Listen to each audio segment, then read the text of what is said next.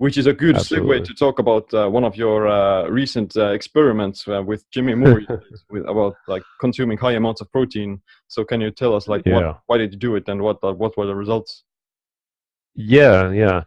We've got a lot of backlash for doing it, but so basically, so Jimmy Moore and I are doing a podcast called the Keto Hacking MD podcast, and what we're trying to show is that a ketogenic lifestyle is extremely important. It's the basis for pretty much everything. But if you just do nutrition in a bubble and you don't start addressing other things in life, that modern life that are affecting us, like sleep, stress reduction, exercise, that you're probably going to stall and not have the degree of success that you're looking for. So one of the experiments that we did was a 3-to-1 protein to fat ratio. So Dr. Ted Naiman sometimes will recommend for a short period of time for his patients to do this kind of diet where you're basically trying to increase metabolism and lose body fat.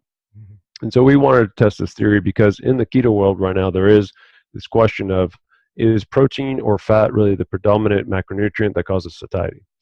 And one of the things that we've noticed is that with the advent of MCT oils and a lot of these shakes, people are starting to down high levels of fat calories in liquid form.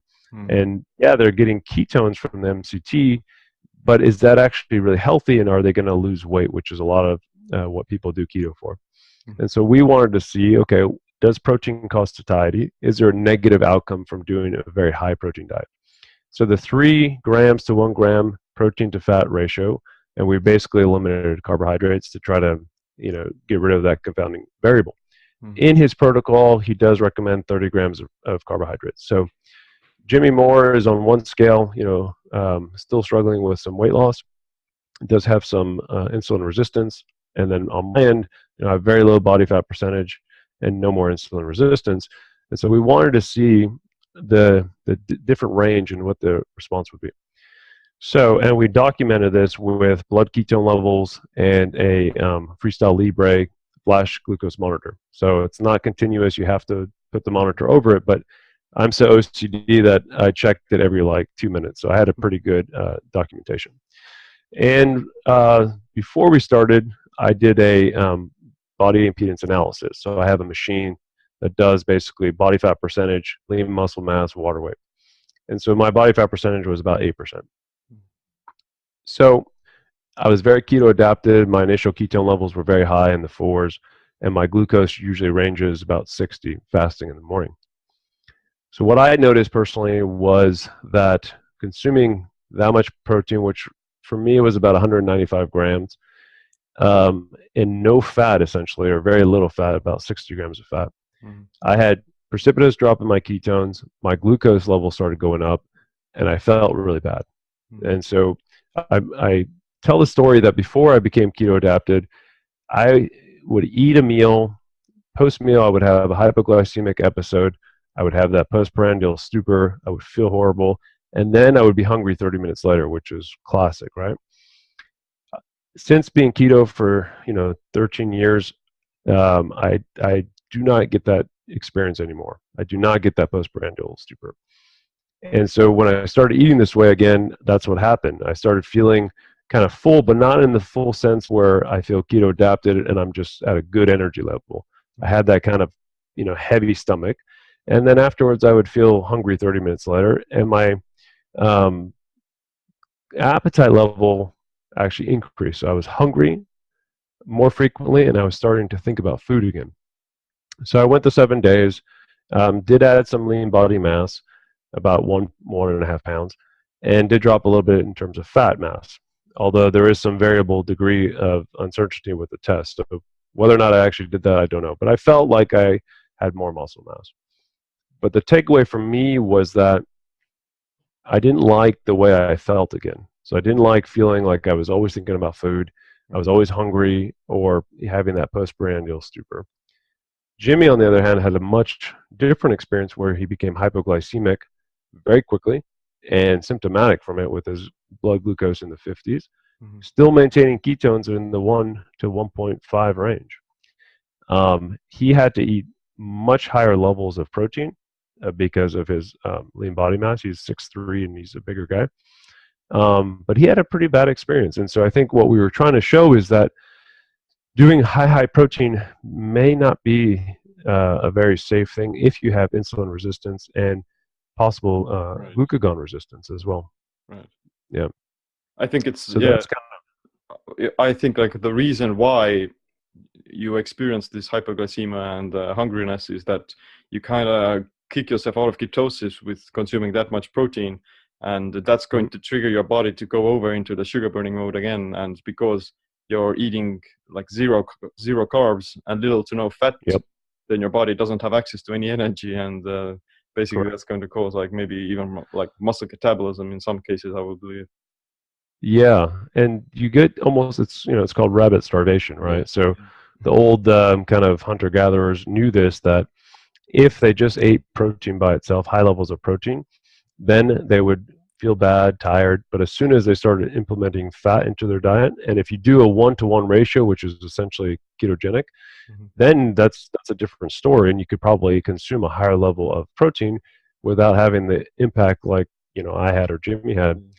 And that's one of the things that I think is not talked about enough, is that the hunter-gatherer society, they would eat mostly the organ meats. They would eat the liver, the adrenal glands, the tongue, the parts of the animal that had the heart that had a lot of fat, and then the lean muscle they would throw to the dogs. So it's important to have this ratio where you need fat, and you need fat for hormone production, for your brain, for every function in the body, but you also do need some protein. And I think my takeaway from it, the positive takeaway, was that I've increased my protein intake a little bit. I was probably underdoing it some.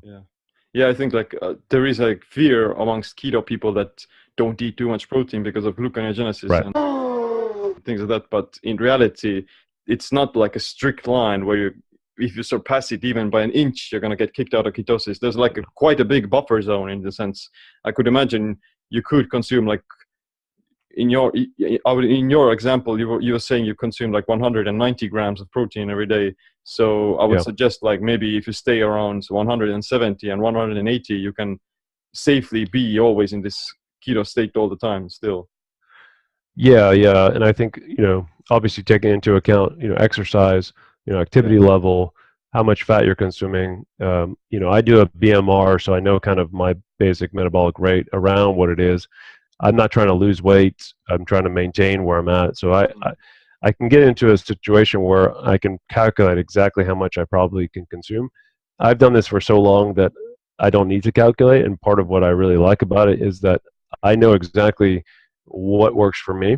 So I don't have to sit there and do my macros and calculate, unless I'm doing an experiment where then I kind of want to document, okay, this is what's happening. This is what I'm consuming, so that people understand, okay, this is what has changed.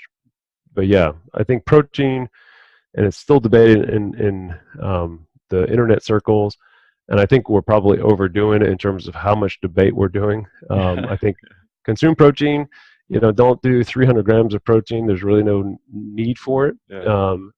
Protein is not your enemy, as long as you're consuming healthy fats with it. I think it's much more healthier and much more effective to be focusing on eating these fattier chunks of meat and other animal sources, rather than putting on extra MCT oil and extra butter on top of all of your foods, because it promotes other metabolic pathways that are associated with health and lower body fat and things like that. Yeah, and I think that's kind of part of what I mentioned earlier, where with the really push for MCT products, bulletproof coffee, all these products, which I'll be the first to say I have some MCT oil in my morning coffee. Right now I'm doing more of a matcha tea because I'm trying to get the antioxidants, but you can have a little bit, just don't make that your primary source of nutrition and then skip on the protein because you want to stay in ketosis. I think that's what we're seeing, and especially when you have keto becoming so popular, a lot of products coming to market, and that's the danger. And so I can understand from the protein camp of the guys like Keto Gains and who are promoting more of a 1-to-1 diet, that you need to have protein. Don't skip out on the protein. And you see that also in the carnivore diet that people are really starting to gravitate towards too, because that's essentially what they're doing, right? They're doing 1-to-1 ratio, fatty chunks of meat, getting the quality of meat. The other thing I'd like to say just on in terms of oils is that, or fats, is that, you know, we've been telling people that saturated fats are extremely dangerous, but we have to be careful now that we don't just do MCT-based oils as our own source of fat. We need to have a wide range of, you know, saturated, polyunsaturated, and unsaturated fats. Yeah, and I fear like there's definitely a lot of confirmation bias in all camps of this discussion, like especially like the carnivore diet. They're definitely kind of very, oh yeah, we can eat a lot of more protein and we can eat more meat and stuff like that. I love protein. Or you need only a certain amount of protein every day, and any excess doesn't benefit you that much. So protein rocks. Correct. And then, you know, the flip side is, what about mTOR activation? You know, is there an issue in terms of longevity? What about, you know, from an ecological standpoint, are we going to be consuming so much meat that it's becoming, you know, detriment to our environment? So I personally, I'm not opposed to people saying I want to do carnivore versus a Western diet. If you had to choose between the two, carnivore hands down. For me personally, I like a variety of foods. So I like to have other foods in my diet. And so eating meat, only meat for the rest of my life, I don't think I would like to do that. And I also like to think that implementing these different plants and herbs and vegetables, they have like a much more net positive effect on your longevity and your gut microbiome and things like that, by, you know, making your metabolism more robust as well. Yeah, and there are, you know, quite a bit of studies in terms of the gut microbe that, you know, having healthy carbohydrates, healthy fiber is essential for them to survive and thrive. You know, people say, well, I'll just take a probiotic and that'll be the answer. And the reality is most probiotics are just 4 strains, and by the time they get to the colon, which is where you need them, they're all dead anyways because of the stomach acid and the transition. There are some newer kind of products that are coming to the market that are much higher concentration, and they seem to have some benefit in terms of populating the colon. But I would rather do it from a natural source of you know, healthy carbohydrates like greens, vegetables, asparagus, things like that, where you get more of the micronutrients as well, which are essential. Yeah, I totally agree. And you get them in a more balanced ratio as well, in a more natural way. And and I think, you know, you really want to go back to eating real food, you know, not processed, not trying to hit your macros so you avoid carbohydrates completely. You know, obviously staying away from the refined products and grains and, you know, legumes and stuff like that. But real food is where it's at. You know, you can get rid of 90% of your liver and still function. If you get rid of 1 more percent, you have full-blown liver failure and you die.